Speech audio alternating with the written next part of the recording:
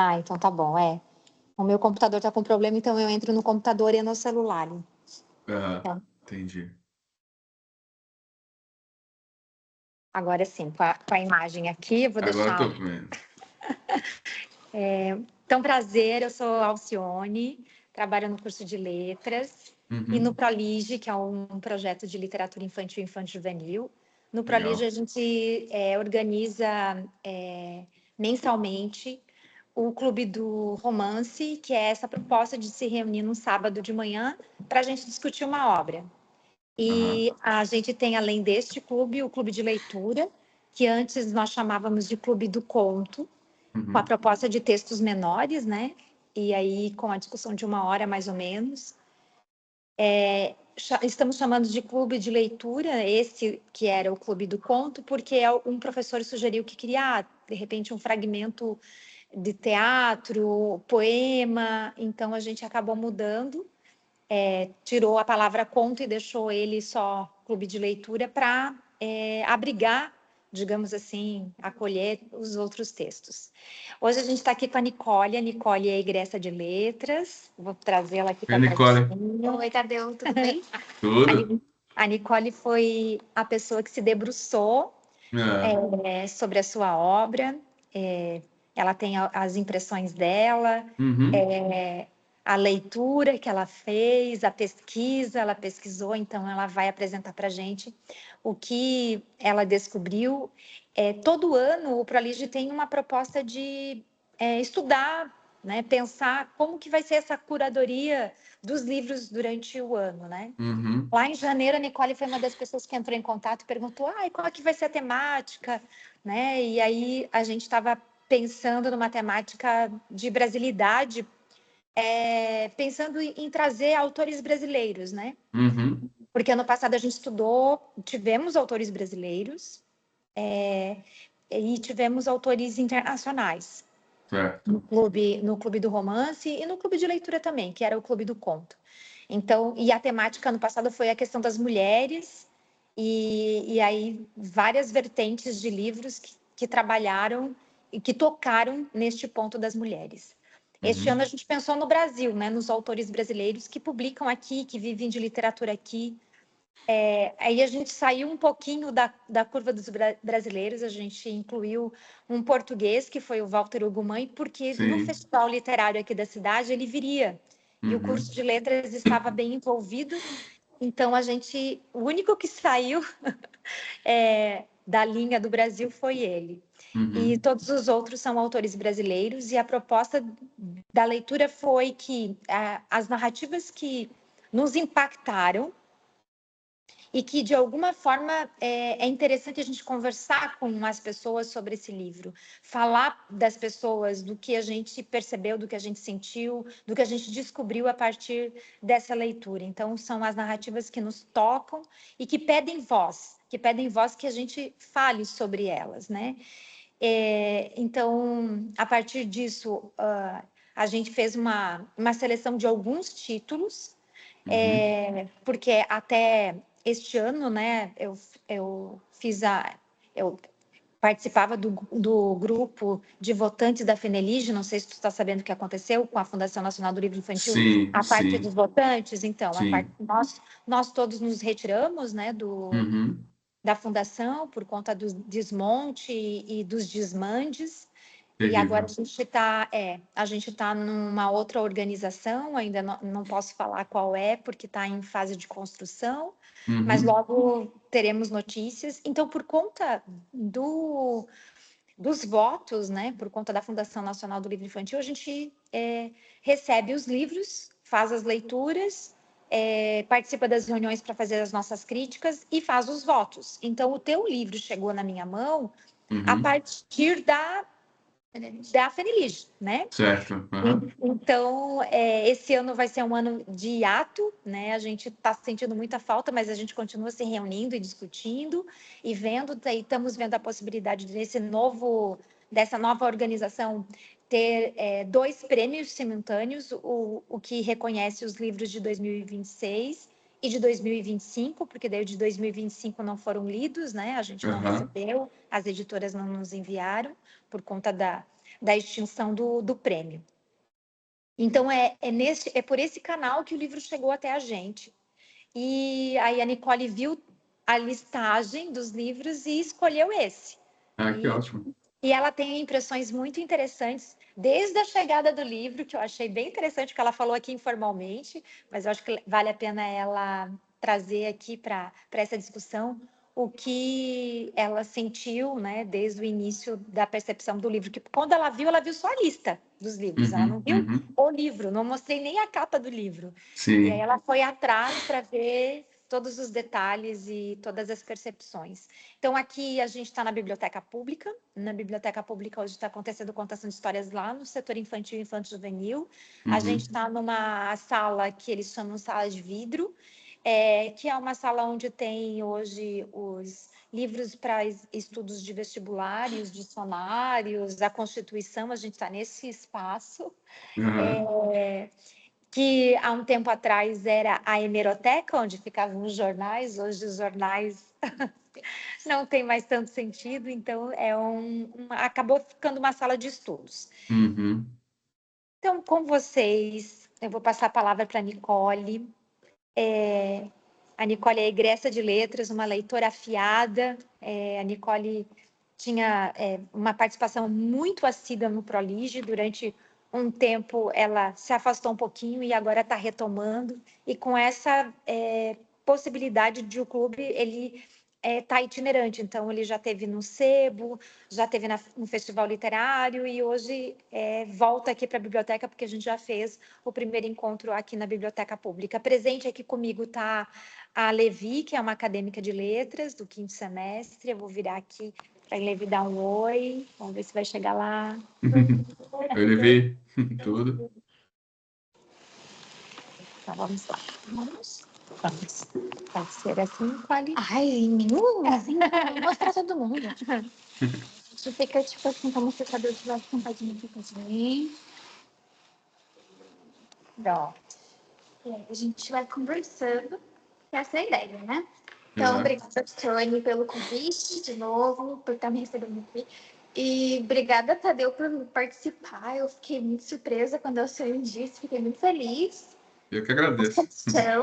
E eu até ia rir hoje, porque o último encontro do Clube do Romance, que discutiu O Filho de Mil Homens, teve a presença do autor também, porque, como a senhora disse, o Walter estava aqui em Joinville para o Festival Literário. Eu até ia rir assim, né? Como que a gente vai se comparar agora? Que o autor veio conversar sobre o livro e tudo, e agora o autor também veio conversar sobre o livro. Então, vai ser muito, muito bacana. Eu acho que a gente tem muita oportunidade assim, de até trocar contigo sobre o processo e tudo mais. Então, como a Alcione disse, eu recebi a lista dos livros que a gente pretendia conversar. Eu até trouxe aqui os livros que já foram lidos esse ano pelo Clube do Romance, que foi Macunaíma, foi Eu Sou Macuxi e Outras Histórias, e O Filho de Mil Homens. Então, a gente está no 4º livro do clube, e o clube já tem uns 5 anos, né, de existência, e o Clube do Conto é mais velho. Eu ainda era bolsista, eu era não tudo isso ainda, mas eu acho que acho que tem 10 anos. Uns 10 anos deve ter, porque eu ainda era bolsista na época. A gente começou com o projeto.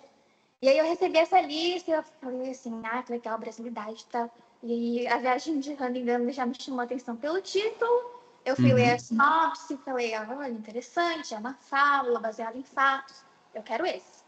Eu não tinha lido o livro, eu só fui pelo título mesmo e falei, comprei o livro e falei para o Alcione que eu queria remediar essa leitura. E como a Alcione comentou, quando o livro chegou para mim, a primeira coisa que me marcou, e acho que a gente pode falar sobre primeiras impressões agora, foi a materialidade dele, né? Porque a gente tem um livro alto, grande, com uma capa bem bonita, bem chamativa, de papel de bastante qualidade, grosso, sim, as páginas eu achei todas maravilhosas e bem grossas. Ele já te causa uma impressão, assim, ao tocar e ao interagir. E eu acho que isso é um elemento, acho que fundamental, porque quando eu participava do Prolige, das discussões, quando a gente estudou literatura infantil, inclusive a Alcione foi minha professora, acho que esse elemento da literatura, às vezes, é ignorado ou reduzido. E eu acho que essa parte da experiência da leitura é muito importante para a gente começar, principalmente porque esse é o primeiro contato, né? De novo, a primeira impressão que você tem do livro é essa. Eu achei, assim, de ter esse cuidado editorial, que depois eu fui ler sobre o processo da Pirópolis, tudo da agência que fez o projeto gráfico, eu achei muito, muito, muito importante para a gente entender, né? Porque já na capa, já pela escolha das cores, que são as cores que existiam nas primeiras matrizes das impressões lá das imprensas originárias, que é o preto e o vermelho, era que era possível, eles são contrastantes, bastante contrastantes, e por ter já na capa uma antecipação da confusão que é a história, né? Então a gente tem as patas do elefante e as patas do rinoceronte, não é o contrário. Essas são do rinoceronte, essa é do elefante, na contracapa atrás, na quarta-capa, a gente tem ao contrário. Então eu achei isso, assim, de partida, um detalhe fino muito, muito bacana. E eu acho que, ao abrir o livro e ver como as páginas são estruturadas, né, que a gente tem um cuidado de letras em minúscula, que não tem quebra de parágrafo, porque a gente tem o símbolo do parágrafo, a gente não tem o E, a gente tem o E comercial. Eu fiquei assim, esse livro tem alguma coisa, teve um cuidado aqui muito importante com o texto, né, com a materialidade do livro e com o texto, porque ele está tudo isso, toda essa linguagem adjacente está conversando com o que o texto está dizendo com as palavras, vamos dizer assim, né, verbalmente. Então eu pensei assim, nossa, eu já fiquei bem animada. E aí fui lendo e fui achando mais interessante ainda, né? Conforme a gente vai progredindo na história e tudo mais. Mas essa foi, assim, a minha primeira impressão, que esse livro estava querendo dizer alguma coisa com todos esses elementos, né? E realmente porque essa forma que foi escolhida diz muito do conteúdo, da história em si. A gente está falando de uma confusão que houve entre os animais que o rei pede para serem enviados ao Papa. A gente está falando também de uma confusão que se dá por causa das leituras que estavam disponíveis na época e nos conhecimentos que existiam naquele momento. Então, porque os bestiários misturavam as criaturas míticas e as criaturas reais, e elas eram ilustradas a partir de descrições que nem sempre eram fidedignas, e mesmo assim, quando são fidedignas, ainda assim deixa muito a imaginação, né? Eu até trouxe aqui uma página de um bestiário para a gente dar uma olhada. Esse bestiário, inclusive, eu achei no site que tu menciona na entrevista sobre a Pirópolis. E eu fiquei explorando as páginas para ver como que era, como que não era, como que alguns animais eram desenhados. Aqui a gente não consegue ver muito bem porque é uma página inteira, mas tem várias ilustrações que parece tipo um cabelo, alguma coisa do gênero, assim, um animal parece um cervo, né? Com a cagalhada. E eu fui até olhar alguns animais específicos, né? Porque eu queria ver se tinha rinoceronte, eu não achei quando eu estava procurando. Tinha um elefante que era mais ou menos até fidedigno, mas tinha, assim, a baleia, que na verdade era um peixe gigante. Era tipo, pegava um peixe desse tamanho e fazia desse tamanho embaixo do desenho de um navio. Então, assim, era o que tinha. Era o que tinha, e eu acho que isso é uma tônica interessante, que é o espaço, né, entre o conhecido e o desconhecido. E como a gente vai preenchendo esses espaços. Porque hoje, claro, quando a gente fala de animais, principalmente desse, né, elefante, rinoceronte, por mais que a gente talvez não os tenha visto pessoalmente, porque também não são animais mesmo hoje em dia comuns, corriqueiros da nossa realidade, a gente tem uma imagem muito clara, claro, mas hoje nós temos acesso a livros, a televisão, a internet, enfim, a vários, como que eu posso dizer, fontes de conhecimento diferentes que a gente espera. Hoje em dia a gente já está passando por um momento de pós-verdade, então assim tá ficando de novo um pouco difícil de confiar no que a gente vê. Exatamente. Mas tá ficando complicado de novo, mas a gente tinha uma ilusão de uma certa fidelidade, porque a fotografia, né? Quando houve o advento da fotografia, a gente está vendo aquilo que é. Claro que nem mesmo a fotografia é capaz de fazer isso, porque aquilo que é sempre um recorte de alguém, né? Mas eu acho que isso conversou muito bem com esse projeto, porque a gente está vendo aqui um livro que vai emulando essa estrutura dos bestiários, vamos dizer assim, com essas letras que retomam as iluminuras, com essa falta de quebra de parágrafo, que é uma coisa bem medieval, que usavam, né, os monges, inclusive, usavam esses símbolos do parágrafo para fazer a quebra. Então, eu acho que fez uma conexão muito fortuita, vamos dizer assim, com o que a gente está vendo contado na história. E até, assim, eu queria saber, agora que a gente tem acesso ao autor, como foi para ti essa parte da experiência da construção, né?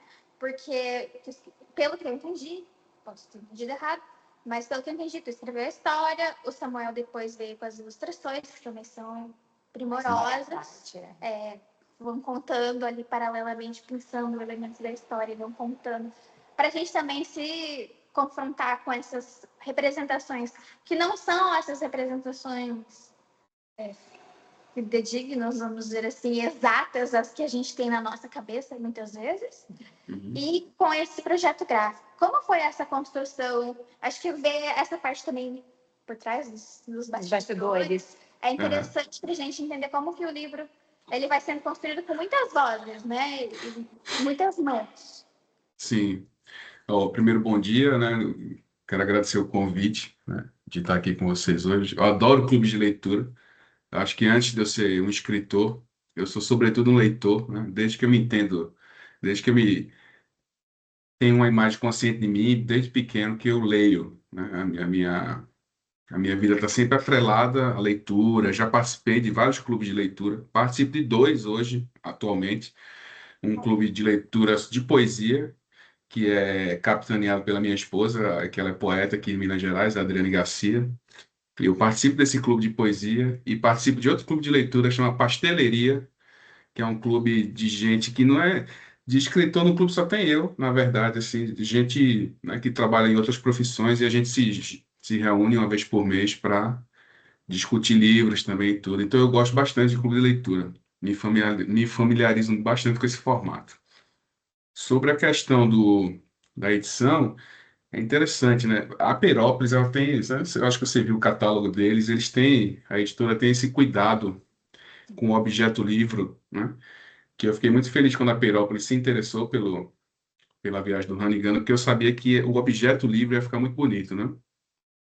E quando soube que era o Samuel Casal, então, fiquei ainda mais feliz, né? Porque até então a gente escreve, é claro, fiz minhas pesquisas, escrevi meu texto, mas a ilustração e o projeto gráfico, eles dão é como se fosse um outro livro, né? Ele, claro, ele pega elementos ali do conteúdo da história, mas acaba que a história se torna, como você falou, né, uma história escrita a duas mãos. Acaba que o meu texto e as ilustrações são meu casal, mais o projeto gráfico da Pirópolis, o livro se torna uma outra coisa que eu não imaginava quando eu estava escrevendo, por exemplo, né? Então, por exemplo, essa questão do texto ser corrido e não ter parágrafo, e o parágrafo ser sinalizado pelo símbolo gráfico, isso não estava no meu texto, né? Eu escrevi um texto convencional, digamos assim, né? Com parágrafos, tudo certinho e tudo. E até me assustei quando ela me mandou o projeto gráfico para eu ver. Eu achei, foi engraçado porque eu falei assim para a editora, para Renata, né? Eu falei, uai, mas tá, eu acho que o meu arquivo veio com problema, porque os textos não tem parágrafo, tá tudo colado, e tem um símbolo gráfico. Eu ainda falei assim para ela, leigo, né? Eu ainda falei assim para ela, esse símbolo gráfico vai sair depois, né? Isso aqui foi um erro no arquivo. Veja, para você ter uma ideia. Aí ela foi me explicar o projeto. Não, Tadeu, é que a gente quer fazer assim, porque antigamente os livros eram escritos em texto corrido, né? Antes, inclusive, as palavras eram juntas, né? Não tinha separação nem de palavras, era um texto só com as palavras, era uma confusão. E ela falou, a gente quer espelhar, né, no projeto gráfico essa característica dessa fonte de linguagem, né, que na época era o livro e tal. Aí, quando ela me explicou, eu entendi. Eu falei, ah, legal, então, eu gostei de tudo. Mas, assim, só para você ter uma ideia, não foi nenhuma ideia que eu tive, não. Foi uma ideia do projeto gráfico da editora Perópolis, né? E eu gostei demais do produto final, como ficou, né? É, esse livro foi um livro que eu gostei demais de escrever.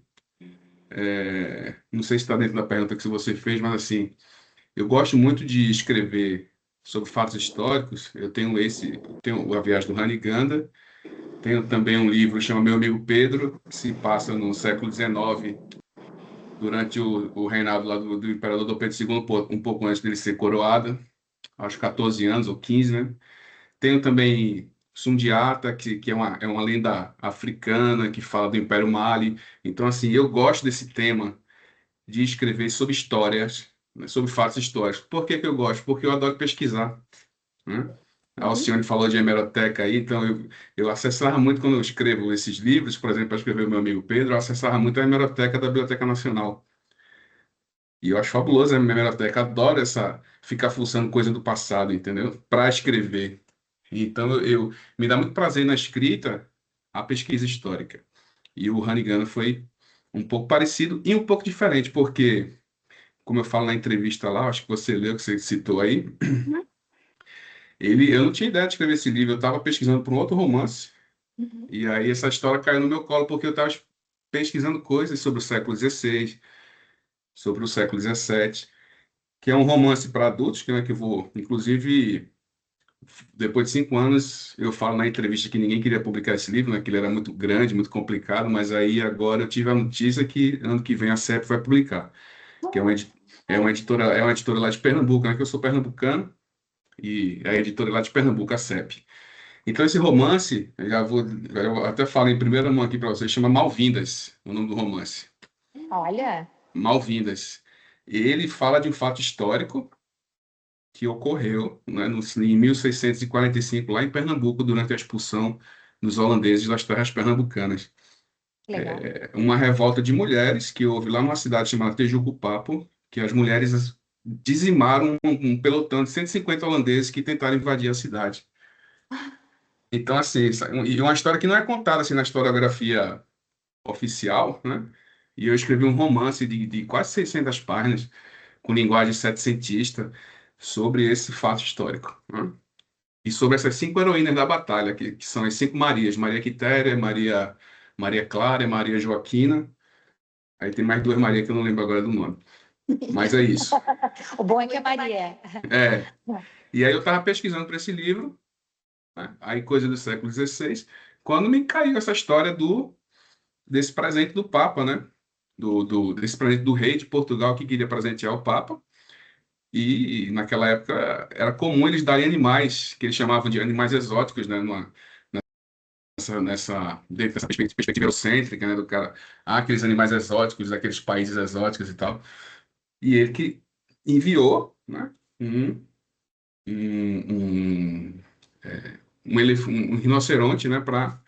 Lá para o Papa, e houve toda essa confusão de, de do que era um rinoceronte, do que era um elefante, que eles não sabiam na época direito, né? Porque justamente não tinha esse acesso, inclusive de imagem, né? E eu fiquei fascinado por essa história, né? A história, inclusive, ela tem um fim trágico, né? Porque o rinoceronte, quando ele é devolvido para o navio, não sei se você chegou a pesquisar, Nicole, sobre isso, mas ele morre afogado, né? Sim. Tem um fim trágico essa história. Aqui no meu livro não tem esse fim trágico. Até porque é um livro para jovens, né? A gente tem que dar esperança para os jovens, né? É, muito embora tenha muitos elementos ali que não subestimam o leitor pelo fato de ele ser jovem, né? Os meus livros para jovens, nenhum deles subestima nesse sentido. Mas, e aí foi isso. Aí eu continuei escrevendo lá o romance O Malvindas, né? Mas fiquei com a ideia já de escrever o Raniganda quando eu terminasse. E foi o que aconteceu. Aí terminei o romance, já parti para o Raniganda, e aí me deu muito prazer de escrita, pesquisar sobre essa época e tudo. E escrevi o livro, que foi curioso, né? Que foi o Meu Amigo Pedro, que foi publicado pela editora Lê, e o Raniganda, os dois livros históricos que eu me envolvi durante uns 2 anos na pesquisa, na escrita. Me inscrevi no Prêmio Barca a Vapor. é um prêmio que eu já ganhei esse prêmio em 2017, né, com Comentei um Sol que não deu certo. E inscrevi de novo. Os dois ficaram finalistas do prêmio e não ganharam, mas ficaram finalistas.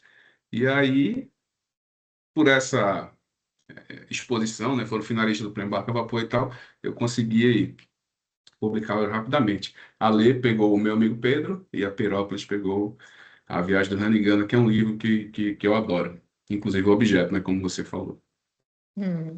Não sei se Muito eu bom. falei muito, viu? Se eu falar muito, vocês me cortam, tá? Não, a gente está adorando É, essa possibilidade e a tá. tua generosidade de querer entrar Imagina, na adoro. conversa, porque é uma forma assim da gente expandir essa discussão. Uhum, E para nós é interessantíssimo, porque somos acadêmicos de letras, então a uhum, gente está nesse processo de formação. E uhum. mesmo Nicole, que já finalizou, mas a gente sempre está se construindo e visitando, revisitando, e saber do que é que está acontecendo, né? Quais são os escritores contemporâneos, o que, que eles vêm Uhum, estudando, né? Eu acho que é isso. Vivos, quem está vivo hoje fazendo uhum. literatura. Tentando viver de literatura, eu acho que é isso que também a gente precisa pensar, né? Porque é muito importante a gente ver os clássicos, conhecer, saber da trajetória, né, dos escritores que estão aí hoje.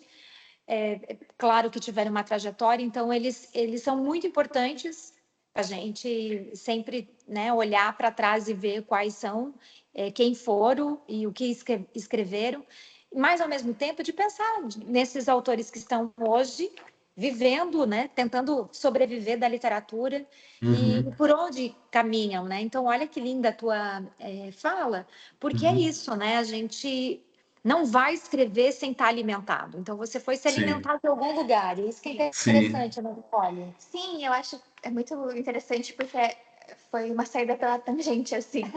Tava pesquisando alguma coisa, e ali algo chamou a É, atenção e ficou. Eu acho que isso também é interessante, e até para a gente entender como os escritores Se se movimenta. movimentam, entendem o processo, que, enfim, cada um faz o seu caminho, né?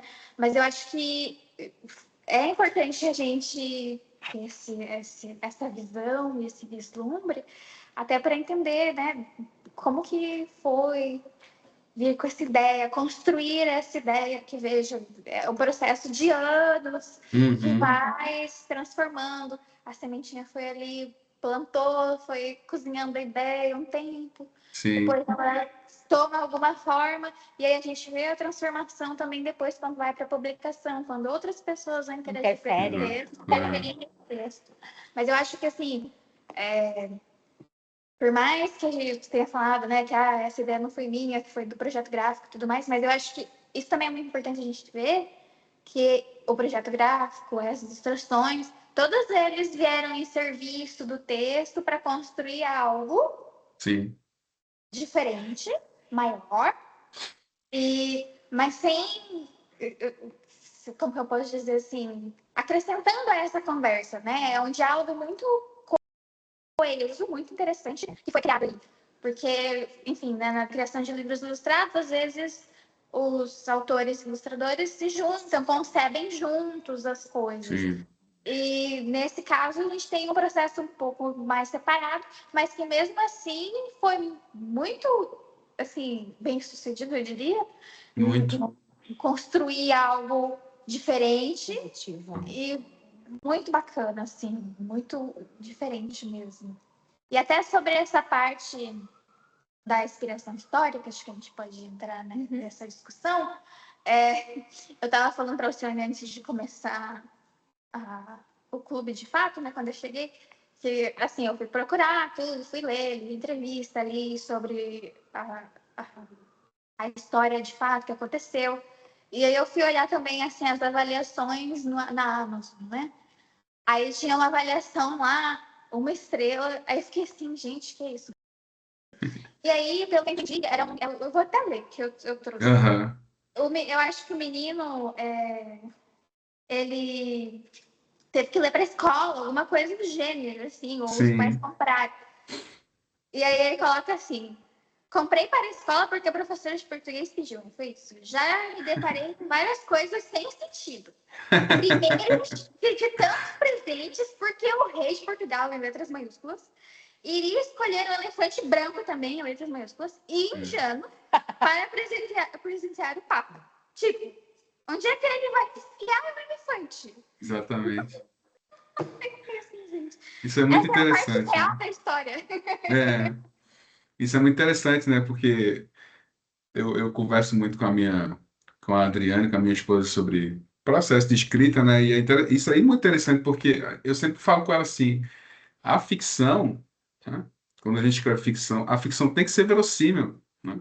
Ela tem que ter um encadeamento lógico ali, que por mais que ela seja, conte um fato de lá imaginação, mas ela tem que fazer sentido para o leitor poder comprar aquela história. E a realidade, ela não precisa ser verossímil, porque ela tem a força do fato, né? Então, o fato aconteceu. Você acredita, você tem que acreditar, porque aquilo está nos registros históricos, né? E é muito interessante, como você falou, aí quando você transporta o fato histórico para a ficção, o pacto do leitor, muitas vezes, no caso desse leitor aí, não funcionou, falando, não, isso aqui tá muito louco, isso aqui não é verdade, isso aqui, como é que história é essa? E, no entanto, aconteceu, né? E, no entanto, aconteceu. Então, de repente, quando ele se descobrir mais lá na frente que isso foi um fato histórico, aí talvez ele reveja essa posição dele. Mas é muito interessante esse comentário da Amos, eu gosto de ler também, eu não tinha visto esse aí, não. Eu Mas, acho muito divertido, porque é, você encontra muitas coisas no meio desse espectro dos comentários, assim, as é, pessoas que... As leituras que as pessoas fazem, como elas é. interagem com o texto. E eu acho que isso foi muito bacana, assim, porque eu fiquei... Poxa, mas essa é a parte A verdade, real. né? É real. O rei de Que não é a Portugal... fake news, Não né? é fake news. O rei de Você Portugal vê, realmente falou. É, você vê, Nicole, que em nenhum momento ele falou assim, como assim um elefante falando, um rinoceronte falando? É narrado por um É, macaco, é narrado por um macaco, que história é essa? Em nenhum sim, momento ele, quer dizer, nesse pacto da ficção, o pacto de leitura deu certo, né? Tá super. Ficou verossímil.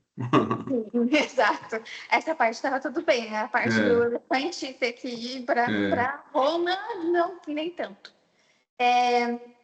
E nas minhas pesquisas sobre, inclusive, os fatos históricos, aí eu fui procurar, né? O Randall uhum, existiu, ele estava uhum, lá bem bonitinho em Portugal, foi trazido, depois foi levado a Roma. E todos esses animais, eles foram registrados, inclusive, ilustrados. Eu achei esse trabalho também muito interessante do ponto de vista da história, assim, né? Porque a gente está falando aqui que, ok, o rei de Portugal conhecia esses animais dos livros, mas ele não sabia, de fato, como eles se pareciam e tudo mais. E aí você vem lá em 1515, atualiza, vamos dizer assim, com a uhum, realidade, e aí os uhum. artistas vão lá e produzem as ilustrações mais fidedignas, vamos dizer assim, dos animais, baseado também no contato deles. E eu achei bem interessante, porque do rinoceronte, que infelizmente depois foi levado no navio e naufragou, Aham. a notícia do rinoceronte foi o suficiente e a descrição dele para que fossem produzidas imagens também. Então, essa imagem também é em tese do rinoceronte, É. história do Uganda, que foi essa aqui é produzida foi um artista, essa é uma xilogravura de um artista alemão que saiu numa revista francesa da época, eu acho. E eu achei assim maravilhoso, só com a Uhum. descrição ele produziu isso Aham. sem ver o animal. Mas eu acho que esse exercício que a gente também estava conversando foi de preencher assim o conhecido com o espaço entre o conhecido e o desconhecido, e como a gente pode tentar, pode ver, né? Essa é uma das leituras possíveis, como o rei de Portugal, à época, ele estava tentando colocar à prova, vamos dizer assim, o conhecimento que existia lá, o que estava Uhum. registrado, com a realidade, né? Então, assim, ele tinha, e isso eu acho que no pulo também, é que isso é uma demonstração clara de poder, né? Porque Sim. Portugal, à época, em 1515, era uma potência, principalmente das grandes navegações. Então, eles tinham já descoberto o caminho das Índias, Uhum. tinham descoberto o Brasil, tinham chegado ao Canadá e outras partes da América, e eles tinham o poder de pinçar um animal, dois animais, né, e outros animais imensos, lá de onde eles estavam, colocar numa nau, levar para a Europa para mostrar para as pessoas. Olha só. É muito. É isso. É uma demonstração imensa, assim, de Uhum. poder. Tipo, Eu eu posso ordenar que todo esse forrobodó seja arquitetado movimentado. Eu tenho que intimar as pessoas todas. para cuidar desses bichos enormes. Exato. Meu Deus. Para que eu possa provar para todo mundo, e principalmente quando a gente pensa que ele, não contente em trazer para Portugal, ele levou para o Papa, para Roma. Uhum. Para mostrar assim, ó, eu mando. Eu tenho poder de fazer isso. Principalmente porque o Papa da época era o Leão X, e ele era da família Médici. Então, ela é uma família muito poderosa italiana e que adorava presentes extravagantes. Então, assim, ele estava apelando numa linguagem bem conhecida por essa figura de poder também, né, da Igreja Católica. Então, eu acho que esse movimento é muito, se a gente pensar na realidade do que aconteceu, é muito maluco para a gente realmente conceber, né? O que está sendo feito. E, no entanto, foi o que aconteceu, né? Querem falar alguma coisa a esse respeito, meninas? Não. Eu acho interessante isso que você falou, que na verdade a grande discussão do livro tem duas grandes discussões, né? Na minha opinião, assim, tem a discussão do poder, como você bem colocou aí, né? Porque a grande questão não é a diferença ali entre a imaginação e a ciência, que a ciência também naquela época estava começando a engatinhar, né? Já tinha, se eu não me engano, Francis Bacon já estava escrevendo em algum lugar aí sobre o processo científico, né? Então a ciência já estava começando a se desenvolver até chegar no conceito de ciência iluminista ali, né? Que se daria ali 2 séculos depois. Mas a grande questão não é essa diferença entre a imaginação e a ciência, né? Nem entre o bestiário e as fontes científicas fidedignas. Porque eu pesquisando sobre bestiário para escrever o livro, eu descobri que o que as pessoas, né, os cientistas sérios, digamos assim, que falavam assim sobre o bestiário, se dava justamente no corte ali da criação da imprensa de Gutenberg, que tinha sido, né, criada uns anos antes, que era tipo assim, graças à imprensa de Gutenberg, eles avaliavam assim, né, eles poderiam imprimir esses bestiários como panfletos, né, e disseminar uma ideia falsa, digamos assim, para o populacho, né? Era essa ideia, essa era a principal crítica dos intelectuais, digamos assim, da época a respeito do bestiário, né? Que é um pouco a discussão que a gente faz hoje sobre as fake news, por exemplo. A discussão parecida é interessante, como a roda gira e volta para o mesmo lugar, né? A gente gira e volta para o mesmo lugar. Mas eu acho que a principal questão não é essa, porque a imaginação é um tipo de conhecimento também, né? Você não imagina as coisas do nada, né? Para a imaginação funcionar, né? O Spinoza já falava que você tem que ter partes de coisas verdadeiras para você juntar, e essa junção é que, nessa configuração que de repente não existe, né? Mas você não imagina nada do nada, você tem que ter um conhecimento de alguma coisa para você ir pegar o grifo, por exemplo, metade galo, metade serpente. Então, existe o galo e existe a serpente. A pessoa faz só a junção, né? Em uma configuração imaginativa, digamos assim. Mas isso não é o grande problema. O grande problema do livro, na minha opinião, é como o poder, como a Nicole bem falou, né, se apropria disso para tirar proveito próprio, né, para encantar as massas, para se manter no poder e tal. Hoje em dia, a grande questão é também como as formas de poder utilizam as fake news para o proveito próprio, entendeu? Eu quis fazer essa relação também do Haniganda com essa discussão atual, né?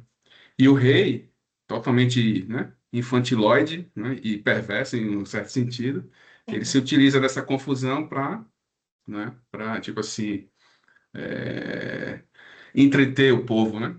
Tanto é que depois ele dá outra resolução, né? Quando o Rano lá não serve mais para...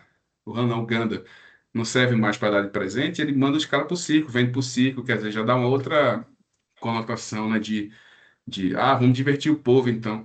E isso aconteceu também. Eles colocavam os elefantes e os rinocerontes para para brigar, né? Sim. Em eventos assim, porque eles acreditavam, tinha esse conhecimento que dizia que eles eram inimigos. Enfim, dentro dessa perspectiva que você contou.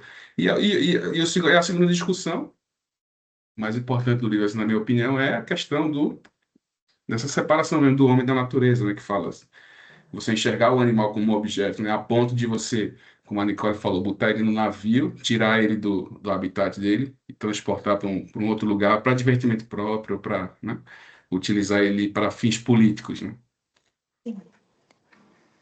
Que hoje a gente consegue ver essa mesma relação, né? A gente vê esses mesmos factoides e Sim. com outros elementos, né? Em vez de estar o elefante, em vez de estar o rinoceronte, estarão outros elementos compondo essa mesma narrativa de montar espetáculos para a Uhum. massa se distrair enquanto outras coisas nos bastidores acontecem, né? Justamente.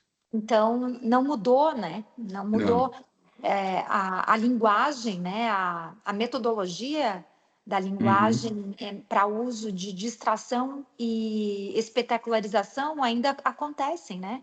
O Sim. espetáculo, hoje os animais não podem mais estar nesse local de espetáculo, Uhum.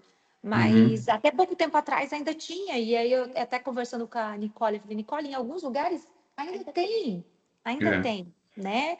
Os animais ainda estão nesse lugar de espetáculo e não no lugar no qual estamos juntos nesse mesmo espaço, né? Uhum. Compomos esse mundo, esse planeta, e a gente ainda não compreendeu, né, o quanto a gente precisa respeitar, porque a grande questão é essa.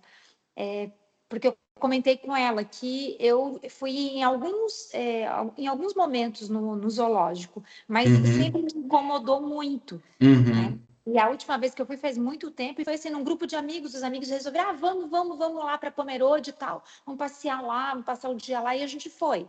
Uhum. Daí a gente foi e fomos no zoobotânico que tem lá, no zoológico que tem lá, que é um zoológico Uhum. grande, inclusive tem leão, inclusive tem girafa, aqui em Santa Catarina. Então, assim, Uhum. mais tipo total. isso. Então, assim, dá uma aflição de ver aquilo tudo. E aí eu estava comentando com ela que uma das vontades que eu tenho de conhecer, que é bem pertinho aqui de Santa Catarina, que são as Foz, né? Foz do Iguaçu, Uhum. que é um lugar maravilhoso, mas que também me incomoda, porque de ir lá conhecer, porque as pessoas, de modo geral, quando vão visitar, eu acho que elas não conseguem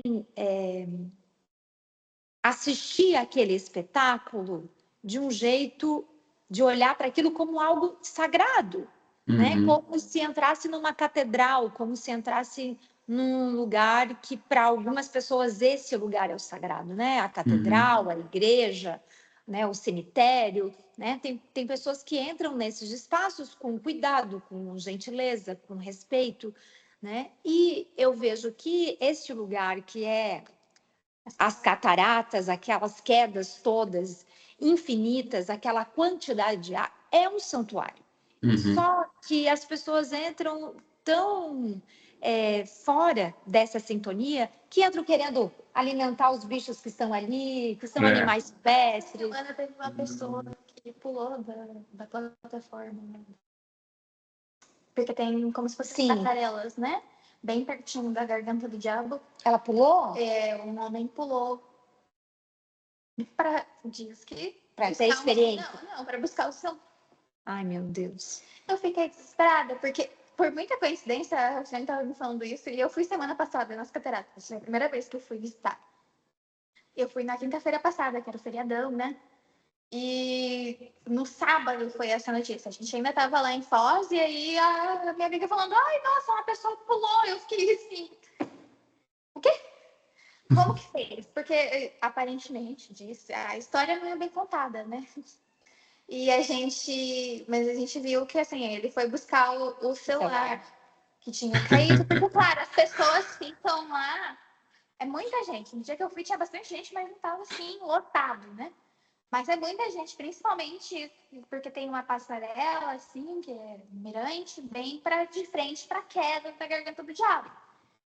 E aí lá você se molha, assim, né? Porque a água fica respingando.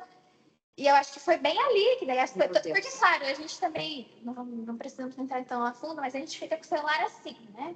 A gente quer registrar tudo, a gente quer salvar tudo nessa memória, não da nossa cabeça. E aí, provavelmente caiu, porque, claro, é muita gente, as pessoas se esbarram e tal. E aí, né, se essa é a versão de fato, a pessoa subiu a grade e pulou, porque ali tem bastante pedra, né? Então não é fundo, a água não é fundo. Entendi. Mas eu fiquei assim, meu Deus, Até que ponto? até né? que ponto? Porque, nossa, O espetáculo no celular é muito mais importante do que o É, espetáculo ali exato. dito, né? sim, É, Ao vivo, cores, a água pingando na gente. Eu acho que essa experiência deve ser maravilhoso. muito interessante, né? De você estar ali pertinho e você sentir, de alguma forma, tu levou as cataratas contigo, porque Molhou? tu se molhou lá, né? Tu se molhou lá. Então, essa experiência, ela é anulada pela burrice humana de querer ficar registrando tudo, em é, vez de sentir tudo que é possível, né? De sentir lá. é. Então, o que a gente não aprendeu ainda? Passam muito rápido, isso também é uma coisa que eu percebi. As pessoas passam Ah, rápido. para passar. Elas querem chegar lá, porque tem uma trilha, né? Um percurso. Ele é pavimentado, tem uma escada e tal, é relativamente acessível, assim. Mas é para você ir E curtindo. porque são várias vistas das cataratas. E aí as pessoas passam muito depressa, assim. A gente ficou parado um pouco, porque apareceu o pica-pau, e aí a gente ficou tipo assim, ai meu Deus, que legal, quero ver onde está, porque daí é um monte de galho, tô tentando achar o pica-pau que era preto com amarelo. Mas assim, as pessoas passam depressa, elas não estão, às vezes elas estão interessadas no registro, naquele ponto específico, mas não em viver a experiência, né? E isso também conversa muito com o que a gente está vendo aqui, né? Que era essa demonstração desse poder, desse movimento de mostrar eu posso. E aí, chamar os artistas para ilustrar, chamar os poetas para escrever, porque tem poemas sobre o ramo, por exemplo, tudo. Então, assim, para ter essa prova de que eu posso, eu tenho. E nessa esteira do teu segundo ponto principal da obra, Tadeu, da questão dos animais também, uma coisa que eu achei muito interessante, da perspectiva em que a gente tem a história contada, é que primeiro eu queria até perguntar, quem que vocês achavam que era o narrador quando começou a história? Porque ele se revela até relativamente cedo, mas a gente passa no começo ali tentando entender quem está falando com a gente.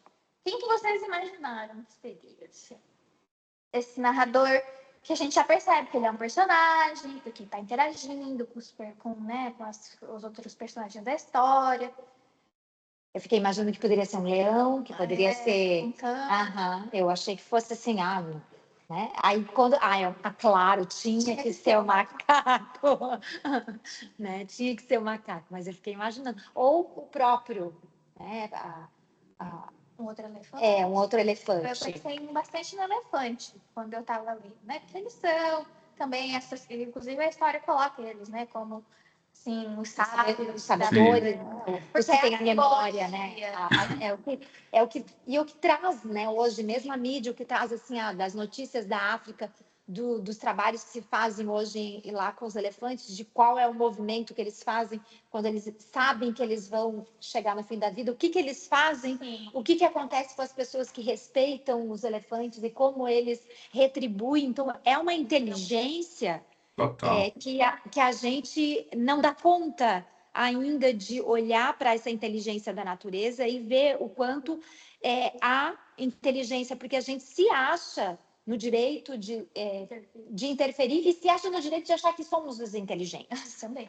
Né? Nós somos muito prepotentes, nós achamos que nós somos inteligentes e que nada é mais inteligente, sendo que a natureza é belíssimamente inteligente, incrivelmente muito mais inteligente do que a gente, né? Então, assim, eu achei fantástico ser um macaco. Eu acho que do ponto de vista dos animais, nós que devemos ser pouco inteligentes, né? Com certeza. Tipo assim, eles devem nos achar muito chatos, muito burros. Deve olhar assim, por exemplo, nossa, essa espécie aí, eles compram água, né? Como assim vocês compram água, botam água em garrafa? Tipo assim, vocês estão destruindo o planeta, né? Vocês têm 4 carros na garagem quando precisava ter um ou nenhum. Sim. Então tem umas atitudes. É porque isso está dentro do que a gente está conversando, né? Que essa desconexão do humano com a natureza como se ele fosse uma coisa à parte, né? Só que ele não é. Inclusive fala o elefante, o Rano, em um momento da narrativa fala, né? Que o homem acha que ele não faz parte da natureza porque ele não mora mais na floresta, mas ele faz parte, ele está dentro da natureza, né? Sim. E eu acho que os animais têm muito. A gente tem muita coisa para aprender com eles, né? Com os animais, e retornar essa nossa desconexão com a natureza que está ocasionando tudo isso que a gente está vendo hoje em dia, né? Todos esses problemas climáticos, inclusive, mas não falo nem só disso, eu falo de uma compreensão de que a gente está, né, no mesmo mundo, né? Que nós partilhamos da mesma atmosfera, digamos assim, que a gente deveria cooperar mais entre nós e não estar atirando bomba, entendeu? Em outros países, por exemplo. É uma compreensão mais, até no sentido religioso mesmo, né? De olhar como a Alcione falou aí, nesse sentido religioso, né? De você ir para um lugar da natureza e você sentir uma conexão da sua existência ligada aquele fluir daquela outra existência, né? A gente entender que a gente está tudo interligado. É interessante que, aí eu falando isso, eu me lembrei que aqueles astronautas que foram, os últimos agora, que foram numa missão, que tiraram as novas fotos e voltaram, né? E eu acho interessante que se você pegar o discurso dos astronautas, quando eles voltam, todos eles falam mais ou menos a coisa que aquela moça astronauta ela falou, que quando ela olhou pela janelinha lá do foguete, o planeta Terra, ela percebeu, nossa, a gente mora tudo ali junto, né? Aquilo ali é a nossa casa, a gente devia cooperar mais entre nós, né? Porque a gente está tudo no mesmo barco. Quer dizer, eu acredito que ela teve um êxtase religioso, por exemplo, né? E ela percebeu muitas coisas que a gente não percebe e que deveríamos perceber olhando só para a natureza, para um animal, para uma flor, né? Eu acho que muitos textos hoje em dia, não só o Honey Ganda, mas muitos autores, muitas autoras estão tratando desse tema no meio ambiente, porque é o tema, né, do momento. E estão tratando de uma maneira séria, de uma maneira poética e construindo essas outras narrativas, né, para a gente, tipo assim, ter um insight, né, de repente. Sim. Eu acho muito interessante esse tema, não é? Eu me interesso cada vez mais por essa questão da natureza e tudo. Me interesso cada vez mais. Inclusive, estou escrevendo um juvenil agora também, que é dentro, dentro, dentro Então, disso aí fala. também. É. Ótimo. E eu acho que é interessante isso que tu diz, porque o que a gente tem aqui também é assim, né? A gente está tendo uma história contada pelo macaco, do ponto de vista dos animais Uhum. que falam, conversam entre si e tudo mais, e que tem, assim, essa perspectiva, né? A gente tem o recorte, porque o livro é a viagem de Han e Ganda, a gente tem a viagem de Han, a gente tem a viagem de Ganda, que é as Aham. duas viagens deles, depois quando eles se encontram. E eu acho que até uma coisa que eu queria falar com o grupo é porque, assim, a gente vê muita. A gente consegue traçar muito intertexto aqui nessa história, né? A gente está Uhum. falando, você já falou dos fatos históricos dessa conversa, mas a gente também pode derivar muito da própria literatura, do que já existe de clássico e também não clássico, vamos dizer assim, né? Porque o livro já é definido como uma fábula, porque ele adota a perspectiva dos animais, eles são antropomorfizados, de certa forma, Uhum. dotados de fala e tudo mais. Mas eu acho que, assim, a primeira coisa que eu pensei com esse rei, né, absurdo, violento, É. foi na nova roupa do imperador, né, do Anders. Uhum. Então, assim, a primeira coisa que eu pensei, bom, é isso, a gente está vendo o imperador desnudado aqui, Sim. nessa Sim. ignorância dele de ser enganado.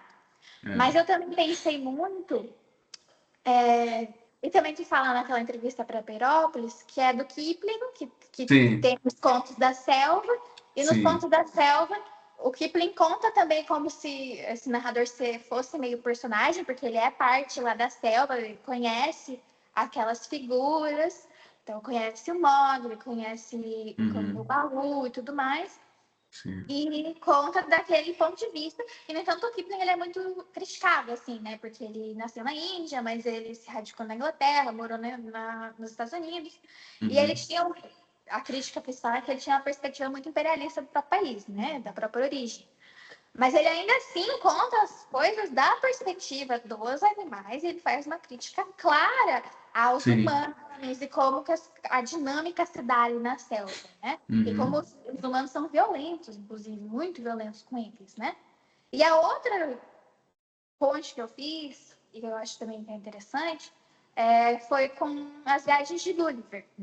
Porque Gulliver vai, né, ele sai da Europa e vai para estes mundos fantásticos que ele acaba visitando, estranhos, né, exóticos. E aqui a gente tem a outra movimentação, né, que a gente pega os animais que saem do que é exótico e vão para o que é civilizado. Muitas aspas eu todas as palavras. Porque é uma contraposição, é para a gente estranhar também, né? Eu acho que o leitor, quando vê essa perspectiva, você está vendo a perspectiva de quem saiu lá do que era o exótico, de novo, né? Muitas aspas, mas e foi para o que era compreendido como a civilização da época, né? E como eles estranham como as coisas são, como os humanos são, como os humanos têm medo deles, sendo que eles poderiam muito facilmente até acabar com os humanos, escolhem não fazê-lo. Como a dinâmica se dá das pessoas chocadas com a presença deles e tudo mais. Eu acho que esse estranhamento, essa mudança de perspectiva, de olhar de outro ponto para essa questão, acho que é um grande trunfo justamente para a gente perceber essa questão da nossa relação com a natureza e como a gente se integra nesse meio todo, assim, né? Porque é muito fácil para a gente esquecer, principalmente hoje, né? Do nosso vínculo, porque a gente, de 1500 para cá, a gente só foi se separando cada vez mais. E foi criando diversos mecanismos para que a gente ficasse bem separadinho do que é natural, e inclusive invadindo ainda mais, né, esses espaços que não eram nossos. E a perspectiva colonizadora, vamos dizer assim, imperialista, esse movimento aqui, eu acho que também conversa muito justamente também com o que tu estava falando, assim, de como a gente ainda preserva esse tipo de movimentação, justamente o que a gente tem visto agora, infelizmente, na história recente, desses arroubos imperialistas de países ricos com relação a outros, as guerras que são fomentadas, todas esses equívocos assim muito grandes que muita gente percebe que são equívocos, mas que a gente também normaliza, banaliza de certa forma, né? Porque a gente fala, bom, é assim, sempre foi assim, olha só como que é, como, né? A gente vai evoluindo, mas as coisas continuam caminhando mais ou menos nessa direção, assim, né? Não tem uma força que às vezes puxe para o outro lado para dizer que a gente não pode mais fazer isso mesmo, né? Essa força ainda não é tão forte a ponto de desviar a trajetória que a gente tem traçado. A força é na fronteira, né? Sim. A força construam-se muros, a força coloca mais farpas, né? A força ainda é essa, exatamente, que essa dualidade, né? Que o rei também quer fazer com Hannah e Ganda, trazendo para a competição, né? Sim.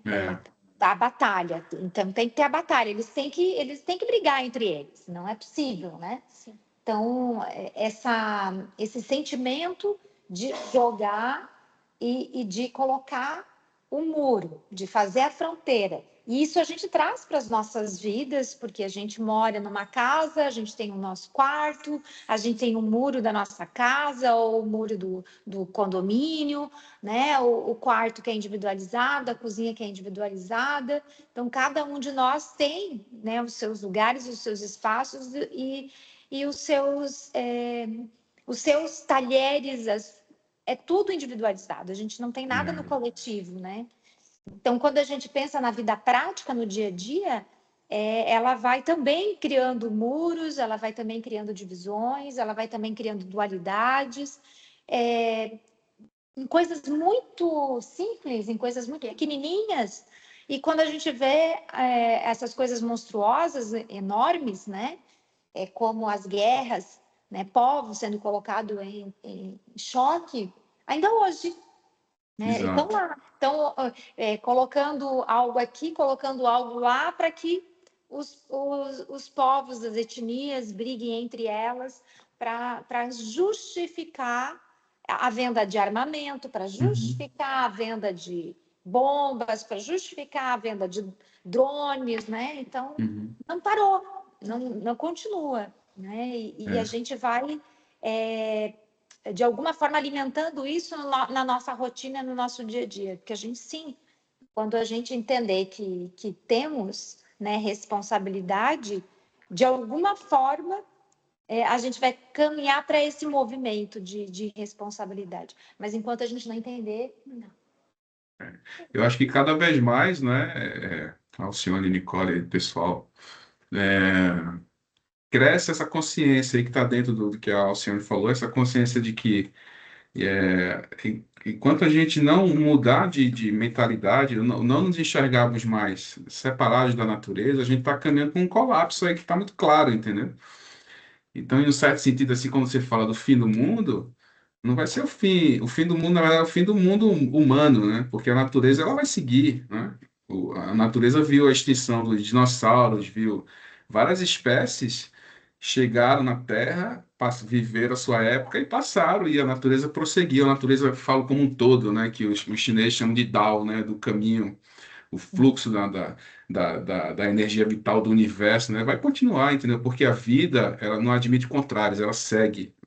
Então, se a gente não está seguindo no curso da vida, se a gente está nadando, né, no fluxo contrário, quem está se encaminhando para o colapso somos nós, seres humanos, né? Né, a humanidade, não a natureza vai ficar e nós vamos passar. E eu acho que cada vez mais essa consciência aí, eu quero crer que tá crescendo. Espero que não seja tarde demais, né?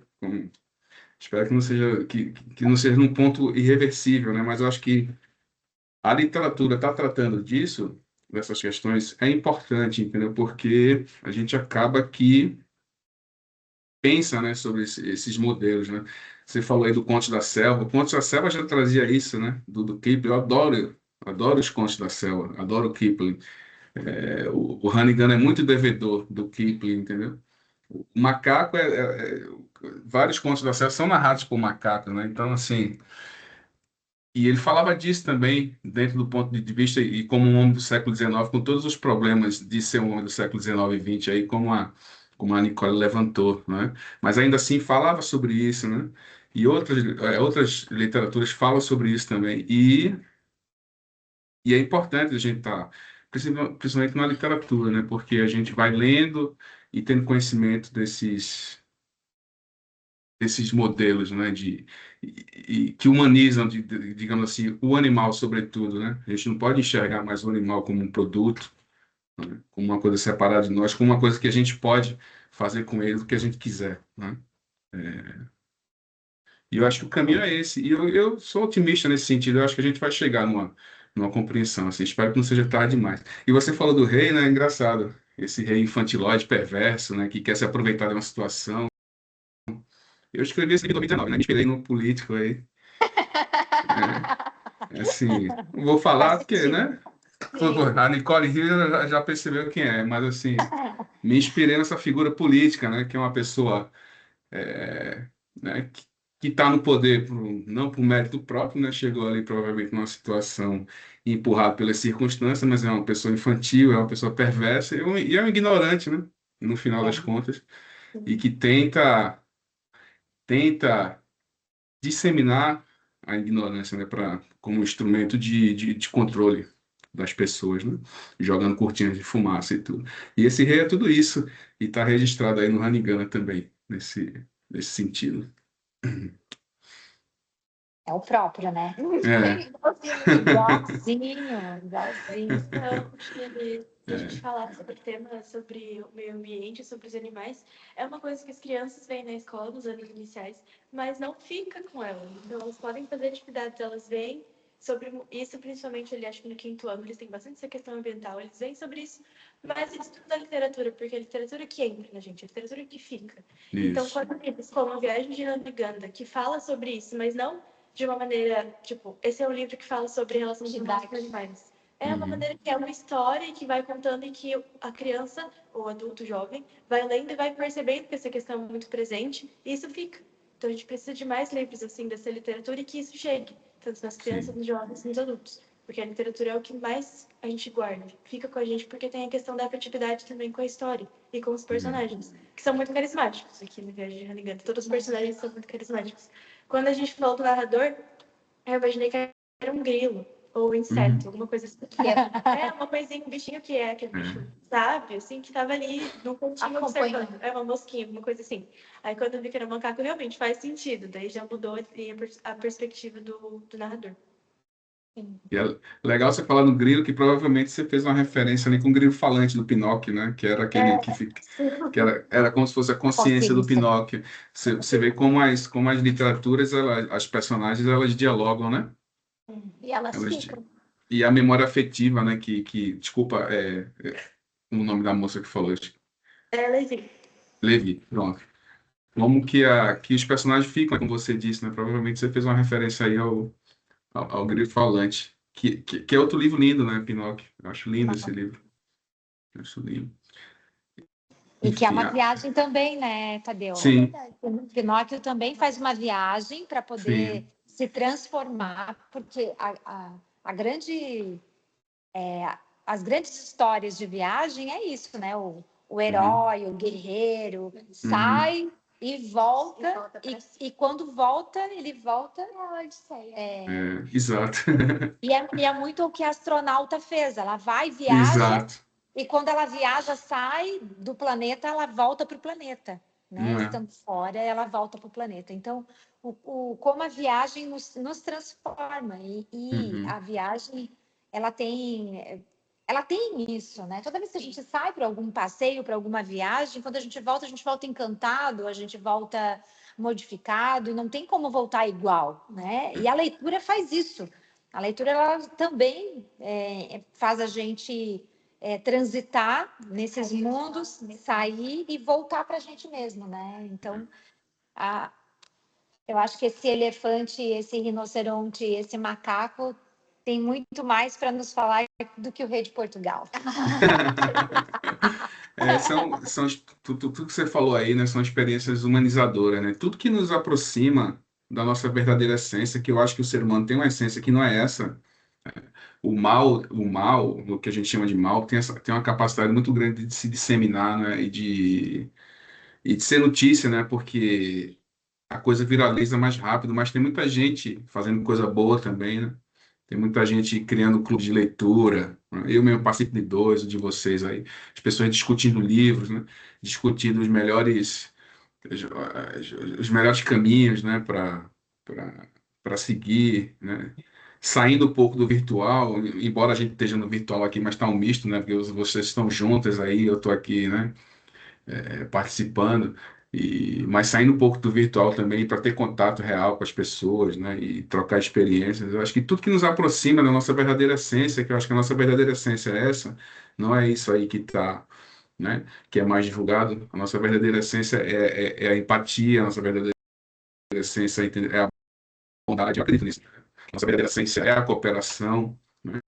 Muitas vezes o sistema político onde a gente está inserido que valoriza outro tipo de coisa, mas a gente consegue ter essas saídas, né? E eu acho que essas experiências, todas elas são humanizadoras, como a Alcione falou, né? E nos colocam em contato com a nossa verdadeira essência, como a gente voltasse para a fonte, né? Inicial da onde a gente saiu. E eu acho que esse vai ser o caminho. Para mim, assim, é o único caminho, entendeu? Se a gente quiser prosseguir como humanidade, né?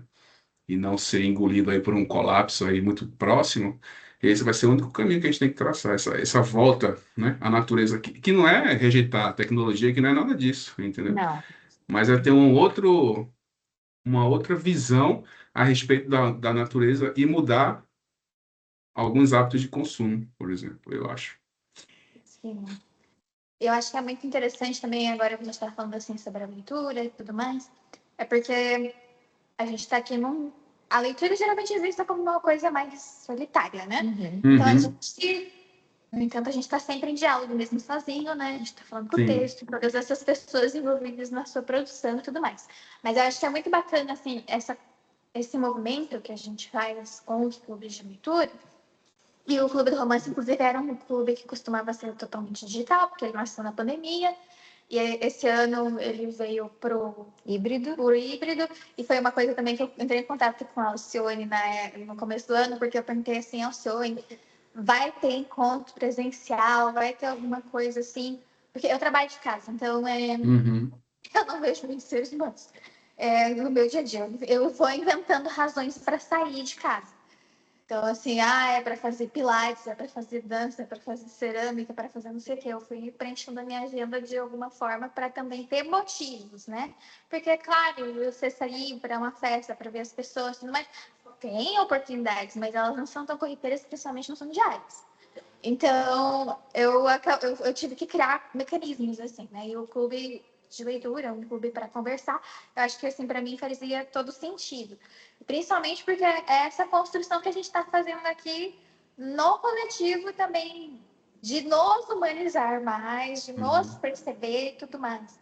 Porque um livro desses, e como a Levi também estava falando, a gente tem essa percepção do ponto de vista do meio ambiente, da nossa relação com os animais, com a natureza e tudo mais, que é uma coisa que a escola tenta ensinar, claro, mas nos tirar de nós mesmos para que a gente olhe e ache estranho o que a gente faz, é que é o grande trunfo da literatura, né? É olhar assim, nossa, mas realmente, né? Olha só, a gente está aqui colocando, né, palavras dentro da boca de um macaco, de um rinoceronte, de um elefante, e ver que realmente está uma coisa muito estranha aqui, e não é o fato de que só o fato de que o rei de Portugal deu esses animais de presente para o Papa, mas que olha como é distorcida a nossa relação há muito tempo já, né? Que é uma coisa que foi se construindo e que, claro, agora é muito fácil a gente naturalizar, banalizar, achar que sempre foi assim, que é muito normal, e que, na verdade, existem coisas que talvez a gente deva questionar, né? Que não é bem assim que as coisas talvez poderiam ser, né? Acho que esse é um movimento que não dá para ensinar de maneira objetiva para ninguém, né? Sim. Você precisa tirar a pessoa do olhar para que ela consiga se movimentar ali e perceber que, ok, é uma coisa que não é bem assim, é diferente, que pode ser diferente, porque a gente vive também muito em si mesmado, assim, dentro da nossa cabeça, né? Dentro da nossa cabeça, as coisas são contadas de um jeito. Sim. Não é necessariamente o único jeito que dá para narrar as coisas, né? Eu acho que isso é bem interessante dessa leitura que a gente faz. Muitas leituras possíveis. E o papel dos escritores, assim, o papel do Tadeu é escrever essas histórias, e o nosso papel como futuros professores e professores é levar para os alunos para instigar eles a fazerem essas reflexões, e a partir disso eles começarem a desenvolver o seu próprio senso crítico e deixar a história conquistar eles e internalizar isso também. Com certeza. Eu gosto muito de escrever para jovem, né? Hoje em dia eu tenho 14 livros, acho que mais da metade para hoje em dia eu escrevo mais para o público jovem do que para o público dito adulto, assim, digamos assim, né? E eu gosto porque eu gosto da interação com já converso com já vou em escola mais de forma online, né? Porque os meus livros estão muitas vezes a escola não fica aqui em Belo Horizonte, fica no Rio de Janeiro, São Paulo. Eu converso muito de forma online com os alunos. É uma parte que eu adoro de fazer, é conversar com os jovens sobre as impressões que eles têm no meu livro.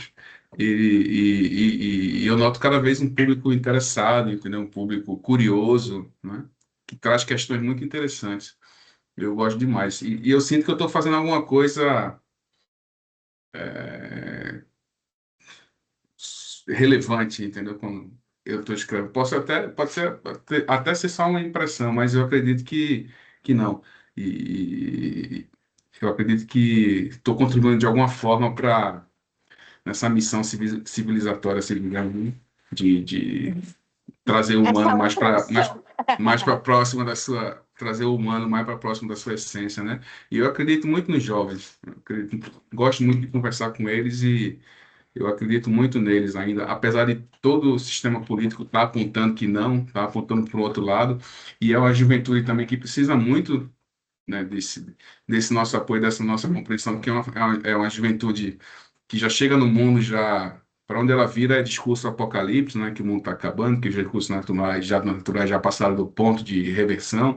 É uma juventude que está tendo que lidar com muita coisa que a gente não, né, Não, a gente isso. quando era jovem, a gente tinha um horizonte de esperança, né? Vários horizontes. E essa juventude de hoje já é um pouco mais complicada para elas, né? Ainda assim, eu ainda acredito que esse quadro vai se reverter em algum momento, né? Verdade. E você falou da fábula, né? Eu gosto. Já é o segundo livro que eu escrevo sobre de fábula, assim, porque eu tenho um livro também que é narrado por um gato. Não sei se vocês chama o gato na árvore dos desejos. Então, aí tem a minha esposa passou aqui e falou o cachorro também. Eu tenho um livro também que é o narrador é um cachorro. Então eu acho que eu tenho 3 livros que falam, cujos narradores são animais, né? Esse gato na árvore de desejos é um livro juvenil também para jovens. É a história de um gato que quando ele é filhote, ele é perseguido por uns cachorros no bairro, aí ele sobe numa árvore e ele fica com tanto medo de descer que ele cresce, passa a vida nessa árvore. Ele não desce mais da árvore, né? Ele fica pulando de árvore em árvore e contando a história. É ele que narra a história, né? E até que um dia que uma menina sobe na árvore também faz amizade com ele. E aí, por que que a menina está subindo na árvore? Do que ela está fugindo? Esse é o mote da história, né?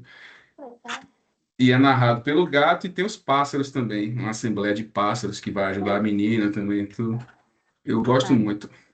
Eu gosto muito de dar voz aos animais, né? Narradores animais, assim. E eu tenho um narrador cachorro também, aproveitando, fazendo, que é o último livro que eu lancei para jovens, eu lancei esse ano passado. Chama Tony Tonto. Que é a história da amizade de um menino autista com um cachorro. E o livro é narrado pelo cachorro, pelo Tonto. Ele é o Tonto. ótimo. É. Ótimo nome. Tonto. É, Tony Gostei do Tonto. gostei. É. Ficou Esse livro é poético. Sim. sonoro, né? Uhum. Esse livro é muito legal. Os meus temas para jovens, assim, eles são temas muito. Assim, eu não subestimo o jovem, não, entendeu? Não pinto o mundo como se o mundo fosse uma maravilha, porque não é, né? Então, assim, esse Tony Tonto, por exemplo, já começa com o menino tá de luto porque a mãe morreu. E o menino é autista. E o último desejo da mãe era que ela fosse cremada e que o pai levasse as cinzas delas para o mar, lá na Espanha, onde termina o Dom Quixote, do Hum. Cervantes. O pai é professor de literatura e dá aula sobre o Dom Quixote. Então, eles fazem essa viagem de carro até esse mar. O pai, com as cinzas da mãe, o menino e o cachorro. É muito legal. É a viagem.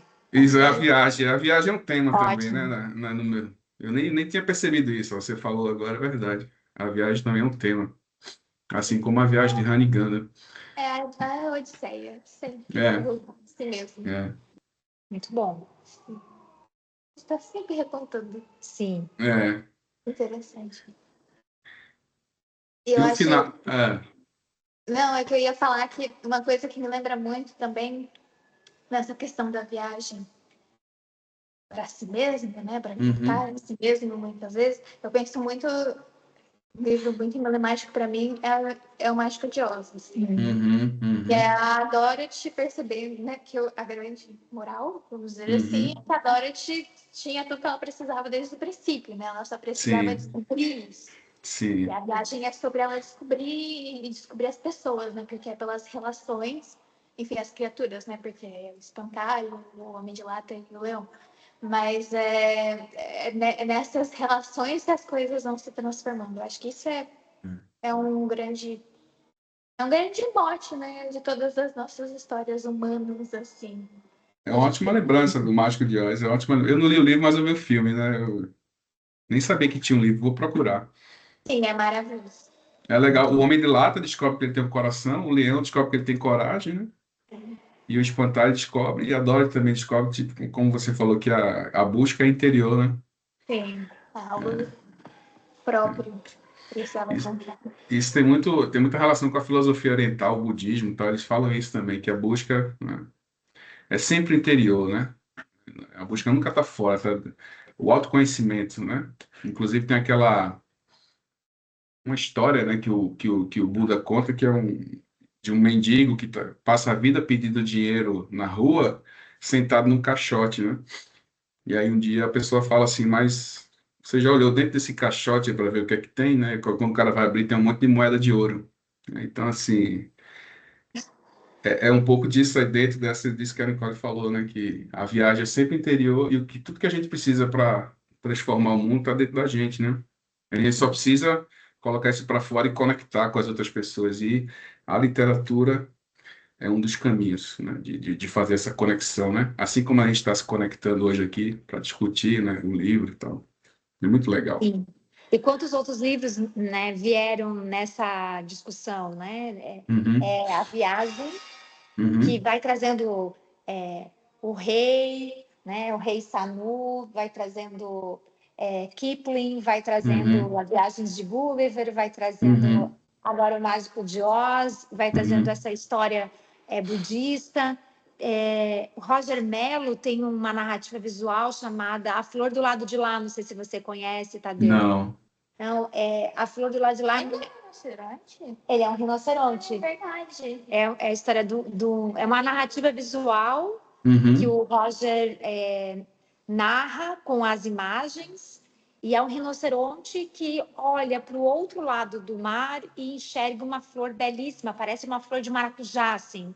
Lembra um pouco a flor do maracujá. E assim, é linda, e é uma flor só, e ele olha, e ele tenta chegar no outro lado para pegar essa flor, e ele vai de um jeito, vai de um outro, aí tem água, ele volta porque ele não sabe nadar. E uhum. aí o livro termina com o rinoceronte assim, encolhidinho, né? Olhando para o outro lado. Só que atrás do rinoceronte tem uma floresta daquelas flores. Olha que coisa. Mas não é é uma floresta, é imensa. Aham, Só que ele nunca olha para aquele lado, ele só olha para a flor do lado de lá, né? Tá. uhum. Porque está longe. Então, é, é isso que vocês estão comentando numa perspectiva do rinoceronte, de uma flor e da água. E não tem muito cenário, né, Nicole? Não sei se tu lembra. Não, é só. Parece até que são duas ilhas. E até agora, falando da ilha, eu lembrei do Saramago. É. É. Ótimo, O Saramago, ótimo. inclusive, tem um livro, né? A Viagem do Elefante. Muita gente A pergunta viagem do se. elefante, é verdade. É, Exato. muita gente pergunta, quando eu falo que o Raniganda é baseado num fato histórico, muita gente pergunta se é o mesmo fato histórico que inspirou o Saramago a escrever A Viagem do Elefante, mas não é. Não é. São duas histórias que aconteceram também, mas que são diferentes. São diferentes. Inclusive, aí, quando esse meu livro saiu, Malvinas, ano que vem, pela CEP, eu aproveitei essa história, eu conto essa história do Raniganda num capítulo do livro. Então, também faz Uma conexão. uma conexão com outro livro meu, né, que vai sair. Ah, que E, graça. Tá dando certo. é, Ótimo. mas eu conto assim muito Rapidinho. paralelo. É que nem o Itamar faz com Sim, Chupin, que é um livro da literatura sim, infantil, e sim. ele também conta, tem uma passagem no Tortarado, mas quando ele trabalha o livro para literatura infantil, é uma narrativa específica, mas está lá também, né? Uhum, uhum. Isso acontece muito porque como os nossos livros demoram um pouco para ser publicados, pelo menos no meu caso, né? Eu não tenho pressa nenhuma em publicar os livros assim. Muito embora eu tenha publicado, todo ano eu publicava um, as pessoas falam, nossa, o Tadeu escreve, né, bastante, assim, quantitativamente falando. Mas não é, porque eu escrevo muita coisa e muita coisa fica inédita, eu guardo na gaveta, eu não tenho pressa nenhuma em publicar, entendeu? Então, assim, quando uma editora ou outra se interessa, às vezes acontece de vários livros serem publicados ao mesmo tempo, ou ano após ano, Não foram mas escritos ali naquele Ex- momento, né? Exatamente. Então, É nesse sentido que eu queria falar, que muitas vezes uma história nossa comunica com outro livro por conta dessa demora de publicação, né? Você escreve, você vai escrever outra. Por exemplo, o Hanigana saiu, eu escrevi depois do Malvindas, mas aí o Malvindas vai ser publicado só ano que vem, ou seja, 3 anos depois do Hanigana, vai ter a história do Hanigana. Então, vai fazendo essas conexões, né? E é muito interessante. Você observa isso na obra de vários autores também, e autoras. Essa, As histórias vivem com os outros. é, Não tem como, né? é, Sempre alguém vai estar perguntando. é. Tá, mas esse rei é real ou não é? Que história é essa? Né? Se não tiver uma Nicole que vai pesquisar para É ver verdade. direitinho que rei é esse, as pessoas vão ficar. Se elas não forem pesquisar, elas vão ficar pensando, tá, esse rei. Isso É. também é uma perspectiva interessante, né? Porque a leitura que eu fiz já foi uma leitura focada, vamos dizer assim, para mediação. Então, aqui eu queria Explorar. cavocar tudo que dava para cavocar para achar o que eu podia conversar, trazer para a conversa. Mas, assim, vocês, talvez, que leram já com outra perspectiva, que foi mais a ler, tá? Claro, ia vir discutir aqui e tudo mais. Mas eu fiquei pensando assim, a pessoa vai ficar pensando, ok, mas o que é real? Porque tá dizendo aqui na quarta capa, não é uma história não é apenas uma história baseada em fatos, mas a gente sabe que é uma história baseada em fatos. Alguma coisa aqui tem de real. E acho que talvez um dos movimentos que pode ser feito pelo leitor é justamente se perguntar, né? Tá, ok, o que é real aqui? O que é fato e o que é ficção? Onde está a linha, né? Dessas fronteiras, né? Aqui as fronteiras elas se misturam todas, né? Sim. Porque eu também fui procurar, eu li até artigo acadêmico, Uhum. porque eu estava procurando sobre rinoceronte, elefante, coisa e tal. E tem um embate que aconteceu entre o elefante e o rinoceronte, mas foi em Portugal, em que o elefante, acho que era até para ser humano, mas que existem vários relatos sobre o evento. Né? E aí eles divergem um pouco, assim, esse artigo explorava um pouco essa parte, justamente de onde vem, né, essa noção de que o elefante e o rinoceronte seriam inimigos. Inimigos, porque, até no livro tu fala sobre a confusão da palavra rinoceronte e unicórnio, né? E é uma coisa que nesse artigo também se conversa que talvez possa ter sido, assim, um lost in translation, uma coisa que ficou perdida na tradução, que o unicórnio, que seria essa figura mística, que teria essa inimizade com o elefante, hipotética, né? E não o rinoceronte em si, mas como os dois são as criaturas com um chifre, né? Sim. Ficou misturado esse negócio e aí o rei quis botar a prova lá, colocou o elefante e o rinoceronte para brigar. E como aqui na viagem de Haniganda eles não brigam, né? No fim das contas, o relato do príncipe que se repete em diferentes fontes é que o elefante foge. Ele vai embora do pátio lá, que rompe grades e vai, né? Na velocidade tão rápido quanto o elefante poderia ir, mas quem é que poderia conter o elefante? Sim. Ele vai embora e não tem o espetáculo. Não tem. O que eu já li já foi um pouco diferente, foi que eles só foram soltos lá na arena para lutar, mas eles cada um foi para um lado assim, eles não, tipo assim, o elefante foi buscar alguma coisa para comer ali e tal, o rinoceronte, eles não, e não acontecia, né? Porque eles não são inimigos naturais, né? Não tem. Não tem Mas porquê. mas para efeito de finalização do livro, eu achei legal quando eles correm, né? Mas eles correm porque eles estão há muito tempo, né, se procurando, eles são amigos, né? E aí eles vão e começam a se cheirar e tudo. E a expectativa do público é interessante, né? Achar que, nossa, eles vão brigar mesmo, né? E no final a expectativa é frustrada, né? Sim, vai ser um banho de sangue já, uma coisa assim. Que retoma um passado também, né? Dos predadores, com os animais e tudo mais. E no fim das contas isso é frustrado porque existe uma história de amizade ali, né? Exato. Isso também é legal, porque a relação deles, né? Porque tem os humanos, porque tem a relação dos humanos com eles que são um pouco detalhados, mas a gente tem os humanos que meio que entendem, assim, os animais. né? Que são os Uhum. tratadores, que são os locais vistos Sim. pelos estrangeiros como até selvagens, certo, né? Uhum. Mas tem a relação dos animais, né? Que eles são amigos, e aí você tem o macaco, que também é amigo deles, que acompanha, porque ele queria ver como que é, então ele é muito curioso. E essa história vai sendo passada entre gerações e gerações dos macacos, vamos dizer assim, né? É. Que ficam com essa missão de contar e passar a história adiante, né? Eu acho que isso é muito também emblemático, vamos dizer assim, né? A gente está olhando para eles dessa forma. E os macacos são os contadores de história, né? Que eles fazem uma homenagem também aos contadores de história que mantêm as histórias vivas, né? Então, a geração dos Shankaris lá seria uma referência aos escritores e às escritoras, né?